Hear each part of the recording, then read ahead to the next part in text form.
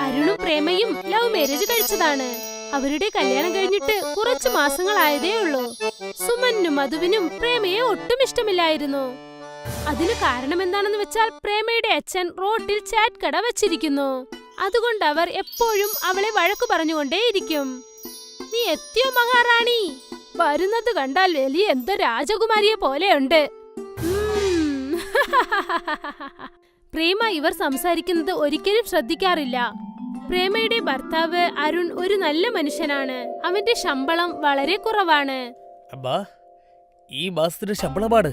ഞാൻ എത്ര ദിവസമായി നിന്നോട് പറഞ്ഞുകൊണ്ടിരിക്കുക, പെട്ടെന്ന് ഒരു നല്ല ജോലി നോക്കാനായിട്ട്. ഇത്രയും കുറഞ്ഞ ശമ്പളം വെച്ച് എങ്ങനെയാ വീട് നടത്തുന്നത്? ഇവിടെ നോക്ക്, നിന്റെ കൊച്ചനുജത്തി നിന്നെക്കാളും ഒരുപാട് സമ്പാദിക്കുന്നുണ്ട്. നല്ല കാര്യല്ലേ ബേ, അവൾ പഠിച്ചിട്ടുണ്ട്. നീയും പഠിക്കാമായിരുന്നില്ലേ? കുറഞ്ഞത് ഞാൻ പറയുന്ന പെണ്ണിനെങ്കിലും നീ കല്യാണം കഴിച്ചിരുന്നെങ്കിൽ ഇന്ന് നമ്മുടെ വീട്ടിൽ ഒരു കഷ്ടവും ഉണ്ടാകില്ലായിരുന്നു. അമ്മേ, ഇപ്പോഴും നമ്മളെ കൊണ്ട് പറ്റുമല്ലോ. ചേട്ടൻ അദ്ദേഹത്തിന്റെ ജോലി കളഞ്ഞിട്ട് റോട്ടിൽ ദഹിബല്ലി വിറ്റാൽ നന്നായിരിക്കും. നീ ഒന്നും മിണ്ടാതിരിക്കുന്നുണ്ടോ? എന്താ ചെയ്യേണ്ടത് എനിക്ക് നന്നായിട്ട് അറിയാം. നീ എന്തിനാ ഇപ്പോൾ ആവശ്യമില്ലാതെ അവളോട് ദേഷ്യപ്പെടുന്നത്? നിന്റെ ശമ്പളം കുറവായതുകൊണ്ട് നീ എന്തിനാ അവളോട് ദേഷ്യപ്പെടുന്നത്? ദേഷ്യം വരുന്നുണ്ടെങ്കിൽ നിന്റെ ഭാര്യ പ്രേമയെ ചെന്ന് നീ ദേഷ്യപ്പെട്. നിങ്ങൾ രണ്ടുപേരെടുത്ത് സംസാരിക്കുന്നത് വേസ്റ്റ് ആണ്. പിന്നീട് അവൻ ദേഷ്യത്തോടെ അവിടെ നിന്നും പോയി. ഇത് ദിവസവും നടക്കുന്ന സംഭവമാണ്. ദിവസവും സോണയും മധുവും പ്രേമയെ വഴക്കു പറഞ്ഞുകൊണ്ടേയിരിക്കും. ഇതിന് ശേഷം നമ്മൾ ഇവിടെ നിൽക്കാനേ പാടില്ല. നമ്മൾ എവിടേക്ക് പോകാനാ? എങ്ങോട്ട് വേണമെങ്കിലും പോവാം, പക്ഷെ നമ്മൾ ഇവിടെ നിൽക്കാൻ പാടില്ല. ഈ അമ്മയും മോള് നമ്മൾ ഇവിടെ ജീവിക്കാൻ സമ്മതിക്കില്ല മോളെ. അന്ന് തന്നെ പ്രേമയും വരുണും വീട്ടിൽ നിന്നും പുറത്തേക്ക് പോയി. അവർ രണ്ടുപേരും നേരെ പ്രേമയുടെ അമ്മയുടെ വീട്ടിലേക്ക് പോയി. പിന്നീട് പ്രേമ അവളുടെ അച്ഛനോടും അമ്മയോടും നടന്നതൊക്കെ പറഞ്ഞു. മോനെ, നിങ്ങൾ ഒന്നും വിഷമിക്കേണ്ട. നിങ്ങൾ രണ്ടുപേരും ഇവിടെ തന്നെ ജീവിക്കാം. ഇല്ല പാപ്പ, നാട്ടുകാരൊക്കെ നമ്മൾ ഇതൊക്കെ പറ്റി സംസാരിക്കാൻ തുടങ്ങും. അവര് സംസാരിക്കാണ്, സംസാരിച്ചോട്ടെ. അവര് സംസാരിക്കുന്നൊക്കെ നമ്മൾ കേൾക്കുകയാണെങ്കിൽ പിന്നെ നമുക്ക് ജീവിക്കാനേ പറ്റില്ല. പക്ഷേ ഞങ്ങളെ കൊണ്ട് നിങ്ങൾ കഷ്ടം ഉണ്ടാവാൻ പാടില്ല ബാബ. സ്വന്തം കുട്ടികളെ നോക്കുന്നത് ആർക്കെങ്കിലും കഷ്ടമായിട്ട് തോന്നുമോ? കുറച്ചു ദിവസം നിങ്ങൾ ഇവിടെ താമസിച്ചാൽ ഞങ്ങൾക്കും ഞങ്ങളുടെ മോളോടൊപ്പം താമസിച്ചതുപോലെ ഇരിക്കും. അതുകൊണ്ട് കുറച്ചു ദിവസം ഞങ്ങൾക്കും സന്തോഷമായിരിക്കാം മോനെ. ശരി. അരുൺ അവിടെ താമസിക്കാൻ സമ്മതം പറഞ്ഞു. അരുൺ ദിവസവും രാവിലെ 8 മണിക്ക് ജോലിക്ക് തിരിക്കും. പിന്നീട് വൈകുന്നേരം 6 മണിക്ക് അവൻ തിരിച്ചു വീട്ടിലെത്തും. വീട്ടിൽ വന്നതിന് ശേഷം അവന്റെ അമ്മായിയമ്മയോടും അച്ഛനോടും സംസാരിച്ചു കൊണ്ടിരിക്കും. ഇങ്ങനെ സന്തോഷത്തോടെ ദിവസങ്ങൾ കടന്നുപോയി. ഒരു ദിവസം അരുൺ സങ്കടത്തോടെ വീട്ടിലേക്ക് വന്നു. എന്തുപറ്റി? എന്താ ഇത്ര വിഷമിച്ചിരിക്കുന്നത്? എന്ത് പറയാനാ, എന്റെ കമ്പനി ഇതിനെ അവര് മൂടി. എന്താ എന്താ പെട്ടെന്ന് ഇങ്ങനെ? കമ്പനി തന്നെ ലോസ് ആയി പോയി. അതുകൊണ്ട് ഇന്നലെ രാത്രി അവർ കമ്പനിയും മൂടി. ശരി മോനെ, ഇപ്പൊ നീ എന്താ ചെയ്യാൻ പോന്ന്? നിങ്ങൾ വിഷമിക്കേണ്ട, തീർച്ചയായും നിങ്ങൾക്ക് വേറൊരു നല്ല ജോലി കിട്ടും. അരുൺ വിഷമത്തോടെ ഇരുന്നു. അല്ലെങ്കിലും അവന് ഭാര്യയുടെ വീട്ടിൽ താമസിക്കാൻ ഇഷ്ടമില്ലായിരുന്നു.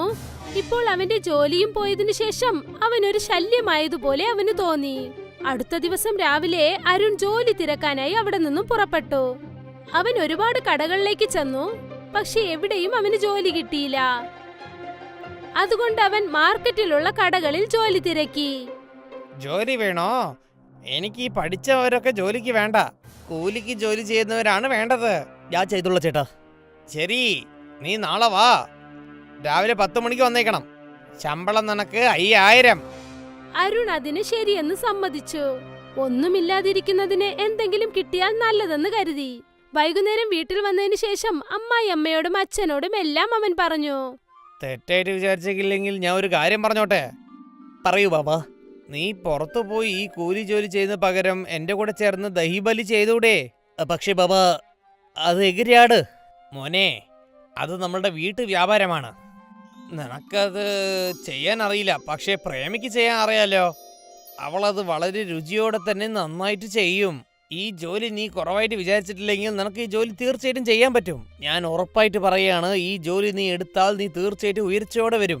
അരുൺ അദ്ദേഹം പറഞ്ഞതിനെ കുറിച്ച് ചിന്തിച്ചു. അച്ഛന്റെ ആലോചന വളരെ നന്നായിട്ടുണ്ട്.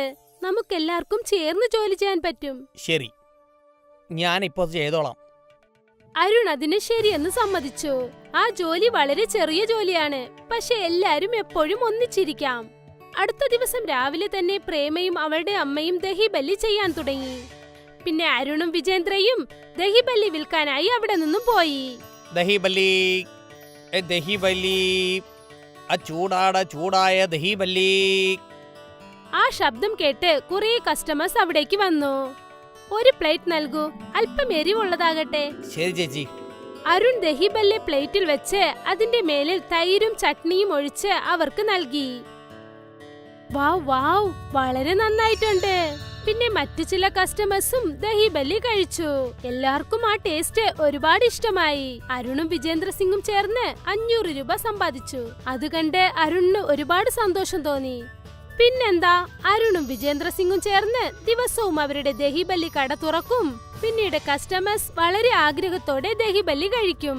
1 മാസത്തിനകം തന്നെ അവർ രണ്ടുപേരും ഒരുപാട് കാശുണ്ടാക്കി. ഇത് കണ്ടില്ലേ പ്രഭ, എത്ര പൈസയാണ് ഞാൻ സമ്പാദിച്ചത്? ഇത് എന്റെ ശമ്പളത്തിനെക്കാട്ടും വില കൂടുതലാണ്. നല്ല കാര്യം.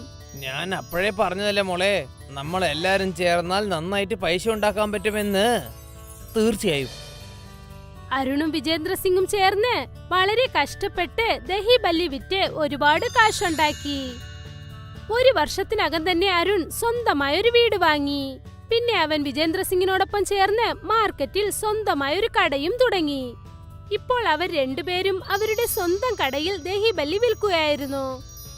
പിന്നെ അവർ മറ്റു ചില ആൾക്കാരെയും ജോലിക്കായി വെച്ചു. ഇതുവരെ കൂട്ടുകുടുംബത്തിന്റെ പലരും എന്താണെന്ന് എനിക്ക് അറിയാതെ പോയി. പക്ഷേ നിന്റെ അച്ഛനമ്മ എനിക്ക് എല്ലാം പറഞ്ഞു മനസ്സിലാക്കി തന്നു. അവർ വളരെ നല്ലവരാണ്. പിന്നെ നിങ്ങളും തന്നെ. അപ്പോഴാണ് അവരുടെ വീട്ടിന്റെ കോളിംഗ് ബെൽ അടിച്ചത്. പ്രേമചന്ദ് കതകു തുറന്നു. അവിടെ നോക്കിയപ്പോൾ അവളുടെ അമ്മായിയമ്മയും അനിയത്തിയും നിൽപ്പുണ്ടായിരുന്നു. വരൂ വരൂ അമ്മേ, വരൂ, അകത്തേക്ക് വരൂ. പ്രേമയുടെ അമ്മയും അനിയത്തിയും അകത്തേക്ക് വന്നു. മോനെ, എന്നോട് ക്ഷമിക്കണേ മരുമകളെ. ഞങ്ങൾ ചെയ്തത് വളരെ വലിയ തെറ്റാണ്. ഞങ്ങൾ നിങ്ങൾ രണ്ടുപേരോടും ദ്രോഹമാണ് ചെയ്തത്. ഞങ്ങളോട് ക്ഷമിക്കണേ മക്കളെ. നിങ്ങൾ രണ്ടുപേരും ഞങ്ങളെ വല്ലാതെ കഷ്ടപ്പെടുത്തിയിട്ടുണ്ട്. ഞങ്ങളടുത്ത് പൈസ വന്നപ്പോൾ നിങ്ങൾ രണ്ടുപേരും ഒട്ടാ വേണ്ടി വന്നതാണോ? നിങ്ങൾക്ക് ഞാൻ മാപ്പേ തരില്ല. ഞാൻ കഷ്ടപ്പെടുമ്പോഴത് നിങ്ങൾ ആരും ഞങ്ങളുടെ കൂടെ ഇല്ലായിരുന്നല്ലോ. ഇപ്പൊ ഞാൻ നന്നായിട്ടുള്ളത് കൊണ്ട് നിങ്ങൾ രണ്ടുപേരും ഓടി ഇങ്ങോട്ട് വന്നതാണോ? അരുൺ തന്റെ അമ്മയെയും അനിയത്തെയും ഒരുപാട് ശാസിച്ചു. അവർ രണ്ടുപേരും സങ്കടത്തോടെ അവിടെ നിന്നും തിരിച്ചുപോയി. അരുൺ പറഞ്ഞത് ശരിയാണ്. ഒരു സമയത്ത് പ്രേമയും അരുണും വളരെ കഷ്ടത്തിലായിരുന്നു. പിന്നെ ദഹിബല്ലി വിറ്റതുകൊണ്ടാണ് അവരുടെ ജീവിതം നന്നായത്. അവരുടെ പ്രയത്നം വെറുതെയായില്ല. അരുണിന്റെയും പ്രേമയുടെയും കഷ്ടകാലം മാറിക്കഴിഞ്ഞു. ജയന്തിലാൽ ഒരു വ്യാപാരിയാണ്. അദ്ദേഹത്തിന് നഗരത്തിൽ ഒരുപാട് കടകളുണ്ട്. എല്ലാ കടകളിൽ നിന്നും അദ്ദേഹത്തിന് വാടക കിട്ടിക്കൊണ്ടേയിരിക്കും. ഇത് നോക്ക് ഭവാനി, ഞാൻ എന്താ വിചാരിക്കുന്ന വെച്ചാൽ നമ്മൾ ആ ഗാലിയായ സ്ഥലത്ത് ഒരു ഭക്ഷണമുള്ള കട പോലെ ഉണ്ടായാൽ എങ്ങനെ ഉണ്ടാവും? നിങ്ങളുടെ ആലോചന കൊള്ളാമല്ലോ. നമ്മൾ വേഗം തന്നെ ആരെങ്കിലും തേടിയേ പറ്റുള്ളൂ. നല്ല ഭക്ഷണം ഉണ്ടാക്കുന്ന ഒരാള് നമുക്ക് വേണം. എനിക്കൊരു സ്ത്രീയെ അറിയാമല്ലോ. അവര് വിധവയാണ്. പക്ഷെ അവര് ചെയ്യുന്നത് പോലെ തൈർ കച്ചോടി ആരും തന്നെ ചെയ്യില്ല. അത് അത്രയ്ക്ക് രുചിയുള്ളതാണ്. അതാരെങ്കിലും കഴിച്ചാൽ കസ്റ്റമേഴ്സിന് ഒരുപാട് ഇഷ്ടമാകും. അങ്ങനെയാണെങ്കിൽ നമ്മുടെ കടയില് അവരെ കൊണ്ട് തൈര് കച്ചോറി ഉണ്ടാക്കാൻ പറ്റുമോ? അവര് ഈ ഗ്രാമത്തിലാണുള്ളത്. അവർക്കൊരു മകനുമുണ്ട്.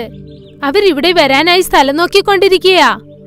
അതുകൊണ്ട് തീർച്ചയായും അവർ നമുക്ക് ജോലി ചെയ്യും. ശരി, എന്നാ നീ അവരുടെ അടുത്ത് പറയൂ. നമുക്ക് വരുന്ന വരുമാനം നമുക്ക് പകുതി പകുതി ചെയ്തോളാം. പിന്നെ നമുക്ക് നോക്കാം. ശരി. അടുത്ത ദിവസം ഭവാനി അവരുടെ ഗ്രാമത്തിലേക്ക് പോയി സീതയെ കാണാൻ വേണ്ടി. അല്ല, നിങ്ങളോ? വരൂ വരൂ. നിങ്ങൾക്ക് സുഖമാണോ? എനിക്ക് സുഖമാണ്. നിങ്ങൾക്കോ? നിങ്ങൾക്ക് ഏറ്റതുപോലെ ഒരു ജോലിയുണ്ട്. ശരി ശരി, പറയൂ. നിങ്ങളുടെ തൈർ കച്ചോടിയെ കുറിച്ച് ഗ്രാമത്തിൽ എല്ലാവർക്കും അറിയാം. ഞങ്ങൾ ആലോചിച്ചു നഗരത്തിലുള്ള ഞങ്ങളുടെ കടയിൽ തൈർ കച്ചോരി ചെയ്തു വിൽക്കാമെന്ന്. എത്ര വരുമാനം വരുന്നോ അത് രണ്ടുപേരും പിരിക്കാം. ഹാ, വളരെ നല്ലത്. എനിക്ക് സമ്മതമാണ്. പക്ഷേ നഗരത്തിൽ ഞാൻ എവിടെ താമസിക്കും? അതിനുള്ള ഏർപ്പാടുകളൊക്കെ ഞാൻ ചെയ്തു കഴിഞ്ഞു. നിങ്ങൾ നിങ്ങളുടെ മകനെയും കൊണ്ട് നഗരത്തിലേക്ക് വരൂ. ശരി. സീത തനിക്ക് ആവശ്യമുള്ള സാധനങ്ങളൊക്കെ എടുത്തുകൊണ്ട് ഭവാനിയോടൊപ്പം നഗരത്തിലേക്ക് ചെന്നു. അവിടെ ഭവാനി സീതയ്ക്കായി ഒരു റൂം നൽകി. സീതയും അവളുടെ മകനും ആ വീട്ടിലാണ് താമസിച്ചിരുന്നത്. കടയിൽ കച്ചോരി ചെയ്യാനും വിൽക്കാനുമുള്ള ഏർപ്പാടുകളെല്ലാം തന്നെ കഴിഞ്ഞു. സീതയും അവളുടെ മകനും ചേർന്ന് കച്ചോരി ചെയ്തുകൊണ്ടിരിക്കും. പിന്നെ ഭവാനി കൗണ്ടറിലിരുന്ന് കാശ് വാങ്ങിക്കും. ഒരു കസ്റ്റമർ തൈർ കച്ചോരി വാങ്ങി. എന്നിട്ടത് ടേസ്റ്റ് ചെയ്തു നോക്കി. ചേച്ചി, ഈ തൈര് കച്ചോറി വളരെ നന്നായിട്ടുണ്ട്. അതെ അതെ, എനിക്കറിയാം. സീത ചെയ്യുന്ന തൈർ കച്ചോരി ഒരുപാട് കസ്റ്റമേഴ്സിന് ഇഷ്ടമായിരുന്നു. ഒരു മാസത്തിന് ശേഷം ഭവാനി ലാഭം എണ്ണുകയായിരുന്നു. വന്ന വരുമാനത്തിൽ പാതി സീതയ്ക്ക് അവൾ നൽകി. വളരെ നന്ദി ചേച്ചി. ശരി. പാതി വരുമാനം വാങ്ങിയിട്ട് ഭവാനി അവളുടെ വീട്ടിലേക്ക് വന്നു. ഇതാ ഈ മാസത്തെ വരുമാനം. ഇത്രയും ലാഭവും കാശുണ്ടോ? കസ്റ്റമേഴ്സിനൊക്കെ സീതയുടെ കൈകൊണ്ട് ചെയ്ത ആ തൈർ കച്ചോരി ഒരുപാട് ഇഷ്ടമായി. നല്ല കാര്യം തന്നെ. സീതയും അവളുടെ മകനും രണ്ടുപേരും ചേർന്ന് തൈർ കച്ചോരി ചെയ്ത് വിറ്റുകൊണ്ടേയിരുന്നു. പിന്നെ ഭവാനി കൗണ്ടറിലിരുന്ന് കാശ് എണ്ണിക്കൊണ്ടേയിരുന്നു. എല്ലാ മാസവും ഭവാനി കിട്ടുന്നതിൽ പാതി ഷെയർ സീതയ്ക്ക് നൽകി. കുറെ മാസങ്ങൾ ഇതുപോലെ കടന്നുപോയി. ഒരു ദിവസം ജയന്തിലാലിന്റെ മനസ്സിൽ ഒരു ആലോചന തോന്നി. ദിവസങ്ങൾ പോകുന്തോറും നമ്മുടെ വരുമാനം അധികരിച്ചുകൊണ്ടേയിരിക്കുന്നു. അതും ശരിയാണ്. പക്ഷെ അതിൽ വരുന്ന വരുമാനം നമുക്ക് പകുതിയിലേ വരുന്നുള്ളൂ. അതിലെന്ത് ചെയ്യാൻ പറ്റും? സീതയുടെ കൈകളിൽ അത്ഭുതമുണ്ട്. അതുകൊണ്ടാണ് നമ്മുടെ തൈർ കച്ചോരി ഇത്രയ്ക്കും വിൽക്കുന്നത്. നമ്മൾ എന്തിനാ സീതയ്ക്ക് പങ്കിന് പകരം ശമ്പളമായിട്ട് കൊടുത്തൂടെ? എന്നാ നമുക്ക് പങ്ക് ഇനിയും കുറെ കിട്ടുമല്ലോ. അതും ശരിയാണ്. ഞാൻ ഇന്ന് തന്നെ അതിനെക്കുറിച്ച് സംസാരിക്കാം. ഭവാനി സീതയെ കാണാനായി വന്നു. എന്തുപറ്റി ചേച്ചി? എന്താ പെട്ടെന്ന് ഇവിടെ? സീത, ഇപ്പോഴേക്ക് സാധനങ്ങളുടെ വില അധികമായിരിക്കുന്നു. നിനക്കറിയാമെന്ന് തോന്നുന്നു. ആ കട എന്തായാലും എന്റേതാണ്. പക്ഷെ എനിക്ക് വരുമാനം വളരെ കുറച്ചാണ് കിട്ടുന്നത്. അതുകൊണ്ട് എന്താണ് ഞാൻ ആലോചിക്കുന്നതെന്നാൽ നിനക്ക് ഞാൻ ദിവസവും ശമ്പളം തരാം. ദിവസവും 300 രൂപ.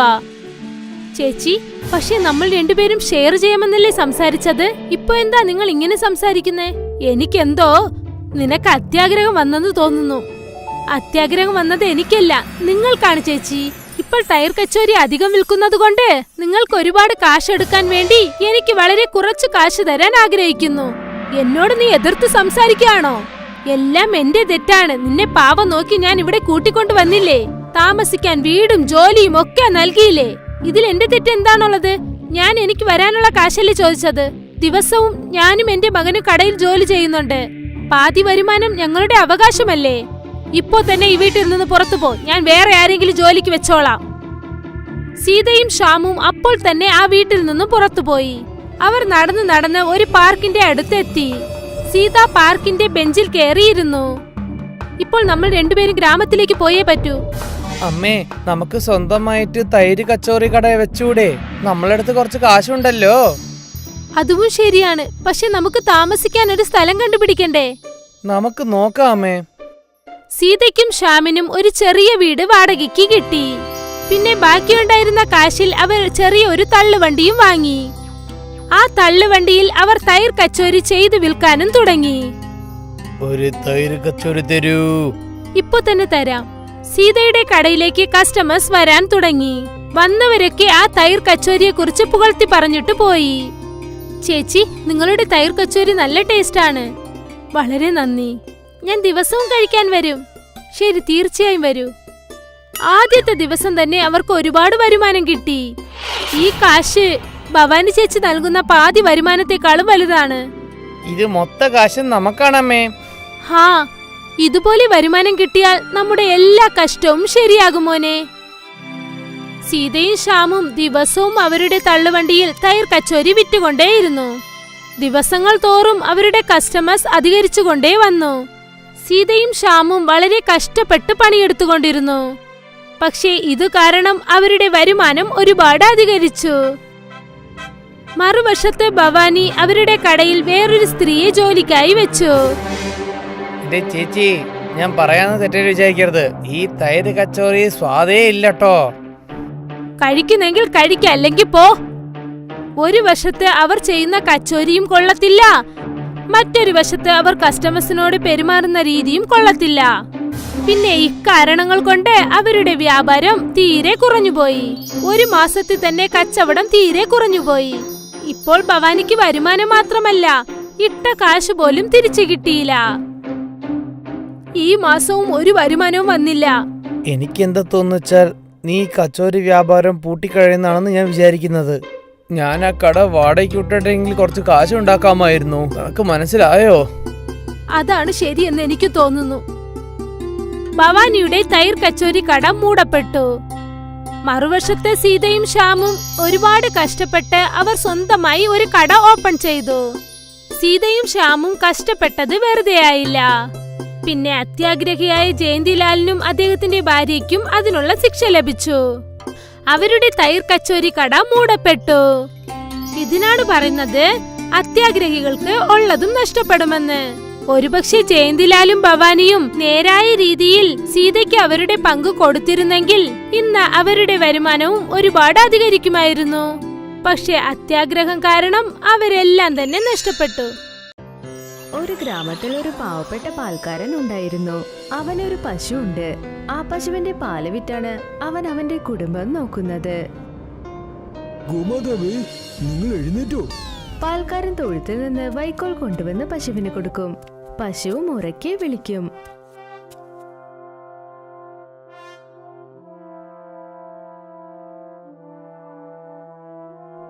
ഇതാ ഗോമാതാവേ, ആദ്യം നിങ്ങൾ കഴിക്കൂ, അതിനുശേഷം ഞാൻ പാൽ കറക്കാൻ വരാം. പാൽക്കാരൻ പശുവിന് വൈക്കോൽ കൊടുത്ത് അവിടെ നിന്ന് വീട്ടിൽ പോയി. പിന്നെ പശു വൈക്കോൽ കഴിച്ചുകൊണ്ടേയിരിക്കും. കുറച്ചു സമയം കഴിഞ്ഞ് പാൽക്കാരൻ ചെറിയ ബക്കറ്റ് എടുത്തുകൊണ്ട് പാൽ കറക്കാനായി പശുവിന്റെ അടുത്തേക്ക് വന്നു. പശു ആ വൈക്കോലൊക്കെ കഴിച്ചു. ഇപ്പൊ പാൽക്കാരൻ പാല് കറക്കാൻ തുടങ്ങി. പാല് കറന്നതിന് ശേഷം ആ പാലൊരു ക്യാനിൽ ഒഴിച്ചു. ഞാൻ വിളിക്കുന്നത് കേൾക്കുന്നില്ലേ? ആ പറയൂ. ഞാൻ പാല് വിൽക്കാൻ ചന്തയിലേക്ക് പോകുക. വരുന്നതിനുള്ളിൽ ഭക്ഷണമുണ്ടാക്ക്. ആ ശരി, നിങ്ങൾ മാർക്കറ്റിൽ പോയിട്ട് വരൂ. ഞാൻ അപ്പോഴേക്കും ഭക്ഷണം ഉണ്ടാക്കി വെക്കാം. പാലേ പാലേ പാലേ പാലേ, പശുവിൻ പാൽ പശുവിൻ പാൽ പശുവിൻ പാൽ പശുവിൻ പാൽ, പാല് വാങ്ങുന്നില്ലേ പാല് വാങ്ങുന്നില്ലേ? ആ ചേട്ടാ, 1 ലിറ്ററിന് എത്രയാ? ചേട്ടാ, ലിറ്ററിന് 50 രൂപ. എന്നാൽ ബാക്കിയുള്ളവരൊക്കെ 40 രൂപയ്ക്ക് കൊടുക്കുന്നല്ലോ. നോക്കൂ ചേട്ടാ, ഞാൻ ഇപ്പോൾ കറന്ന് കൊണ്ടുവന്നതാ. നല്ല ഫ്രഷാ. ഞാനിതിൽ വെള്ളവും ഒഴിക്കാറില്ല, ഒരു തുള്ളി പോലും ഒഴിക്കാറില്ല. വേണമെങ്കിൽ ടെസ്റ്റ് ചെയ്തോളൂ. ആഹാ, ഉറപ്പായും കാണിക്കൂ. പാൽക്കാരൻ ആ കസ്റ്റമറുടെ കയ്യിൽ ഒരു തുള്ളി പാൽ ഒഴിച്ചു. കസ്റ്റമർ ആ പാല് ചെക്ക് ചെയ്തു. പിന്നെ അവരുടെ തലയാട്ടി. ആഹാ, പാല് നല്ല തിക്കും ഫ്രഷുമാണല്ലോ. എന്നാൽ നിങ്ങളുടെ വില കുറച്ച് കൂടുതലാ. അത് പറഞ്ഞില്ലേ, ഞാൻ നിങ്ങളോട് ആദ്യമേ പറഞ്ഞല്ലോ, നല്ല സാധനങ്ങൾക്ക് പണം തന്നേ പറ്റൂ. ആഹാ, ഉറപ്പായും ഇതാ 100 രൂപ. എനിക്ക് 2 ലിറ്റർ പാല് തരൂ. പാൽക്കാരൻ ആ കസ്റ്റമറിന്റെ പാത്രത്തിൽ 2 ലിറ്റർ പാലൊഴിച്ചു കൊടുത്തു. കസ്റ്റമർ ആ പാലെടുത്ത് തന്റെ വീട്ടിലേക്ക് പോയി. ഇതുപോലെ തന്നെ പാൽക്കാരൻ മറ്റുള്ളവർക്കും പാല് വിറ്റുകൊണ്ടിരുന്നു. പിന്നെ പാലൊക്കെ വിറ്റതിനു ശേഷം പാൽക്കാരൻ തന്റെ വീട്ടിലേക്ക് തിരിച്ചു വരും. അവൻ വീട്ടിലേക്ക് വന്നെത്തിയതും അവന്റെ ഭാര്യ അവന് വേണ്ടി ഭക്ഷണം ഉണ്ടാക്കി വെച്ചിരുന്നു. നിങ്ങൾ വേഗം കൈ കഴുകിയിട്ട് വരൂ, ഞാൻ ഭക്ഷണം എടുത്തു വെക്കാം. പാൽക്കാരൻ കൈകാൽ കഴുകി കഴിക്കാനായി ഇരുന്നു. ഏട്ടാ, ഇപ്പൊ സാധനങ്ങളുടെ വിലയൊക്കെ കൂടിയിട്ടുണ്ട്. നമ്മൾ ഇനിയൊരു പശുവിനെ കൂടി വാങ്ങണം. അതുകൊണ്ട് നമ്മുടെ വരുമാനവും കൂടും. ശരി ശരി, നോക്കാം. ഞാൻ കുറച്ച് പണമുണ്ടാക്കി വെക്കാം. എന്തായാലും ഈ പശുവിന് വയസ്സായതല്ലേ? ആ അതെ, വയസ്സായി. അവൾ കാരണമാ നമ്മളിപ്പോൾ കഴിക്കുന്നത് തന്നെ. പക്ഷേ വരും കാലങ്ങളിൽ കഷ്ടമാകും. എന്തെന്നാൽ ഇപ്പൊ ഈ പശു പാല് കുറവായിട്ടാ തരുന്നത്. നീ ഒന്നോർത്തും വിഷമിക്കണ്ട. ഇത് നമുക്ക് ഭാഗ്യം കിട്ടിയ പശുവാണ്. നിനക്ക് ഓർമ്മയുണ്ടോ, ഇത് പശുവല്ല, ദൈവത്തിന്റെ അനുഗ്രഹമാ. ഇതിനെ ക്ഷേത്രത്തിന്റെ മുൻപിൽ വെച്ചാ നമുക്ക് കിട്ടിയത്. നോക്കൂ, ഇപ്പൊ ഈ പശു 2 ലിറ്റർ പാല് പോലും ശരിക്കും തരുന്നില്ല. അതെ അതെ, പാല് ചുരുത്തുന്നത് ഇപ്പോൾ കുറവാണ്. എന്നാൽ അതിന് നമുക്ക് എന്ത് ചെയ്യാൻ പറ്റും? ഇതിനെ നിങ്ങൾ വിൽക്കൂ. എന്നാൽ ആരും പാവം ഈ പ്രായമായ പശുവിനെ വാങ്ങില്ല. ശരി, ഞാൻ ആരോടെങ്കിലും ചോദിച്ചു നോക്കട്ടെ. വാങ്ങിയാൽ കൊള്ളാമായിരുന്നു. പാൽക്കാരൻ നാട്ടിൽ ചെന്ന് ഒരാളോട് ഇങ്ങനെ ചോദിച്ചു. ചേട്ടാ, ആർക്കെങ്കിലും പശുവിനെ വേണമെങ്കിൽ പറയണേ. എന്റെ പശുവിനെ ഞാൻ വിൽക്കാൻ പോകുക. എത്ര രൂപയ്ക്കാ വിൽക്കുന്നത്? എനിക്ക് ഒരു പശുവിനെ വേണം. നോക്കൂ, ഞാൻ കള്ളമൊന്നും പറയുന്നില്ല. എന്റെ പശുവിന് നല്ല പ്രായമായി, പാലും കുറച്ചേ ചുരുത്തുന്നുള്ളൂ. അതുകൊണ്ട് 1000 രൂപയ്ക്ക് ഞാൻ തരാം. ശരി, ഇതിനെ എനിക്ക് തന്നെ തരൂ. അയാൾ പാൽക്കാരന് ഒരു 1000 രൂപ കൊടുത്ത് ആ പശുവിനെ വാങ്ങിക്കൊണ്ടുപോയി. പിന്നെ ആ പശുവിനെ കൊണ്ടുവന്ന് തന്റെ തൊഴുത്തിൽ കെട്ടിയിട്ടു. ഞാനും ഇപ്പോൾ പാല് വിറ്റ് പണം സമ്പാദിക്കാൻ പോകുക. അയാൾ പശുവിന് കഴിക്കാനായി വൈക്കോൽ എടുത്തു കൊണ്ടുവന്നു. വേഗം തിന്നു തീർക്ക്, എനിക്ക് പാല് കറക്കണം. പശു കഴിച്ചു കഴിഞ്ഞതും അയാൾ പാല് കറക്കാൻ തുടങ്ങി. ആ എന്താ ഇത് വെറും 1 ലിറ്റർ പാലേ തന്നുള്ളല്ലോ. ഇങ്ങനെയാണെങ്കിൽ എങ്ങനെയാ? അയാൾ പാലിൽ കുറച്ച് വെള്ളം കലർന്ന് അത് വിൽക്കാനായി മാർക്കറ്റിലേക്ക് പോയി. പാല് വാങ്ങൂ, പാല്, പാൽക്കാരൻ വന്നിരിക്കുന്നു. പാല് വാങ്ങൂ, പാല്, പാൽക്കാരൻ വന്നിരിക്കുന്നു. ചേട്ടാ 1 ലിറ്റർ പാല് തരൂ.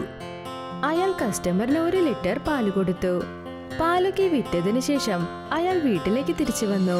വൈകുന്നേരം പാല് കറക്കാനായി പശുവിന്റെ അടുത്തേക്ക് ചെന്നപ്പോൾ ഇത്തവണയും പശു 1 ലിറ്റർ പാല് മാത്രമേ കൊടുത്തുള്ളൂ. എന്താ ഇത്രയും പാലേ ഉള്ളൂ? ഇങ്ങനെയാണെങ്കിൽ ശരിയാകില്ല. അയാൾ പശുവിനെ വടി കൊണ്ടടിക്കാൻ തുടങ്ങി. അതുകൊണ്ട് പാവം പശു ഉറക്കി കരഞ്ഞുകൊണ്ടേയിരുന്നു.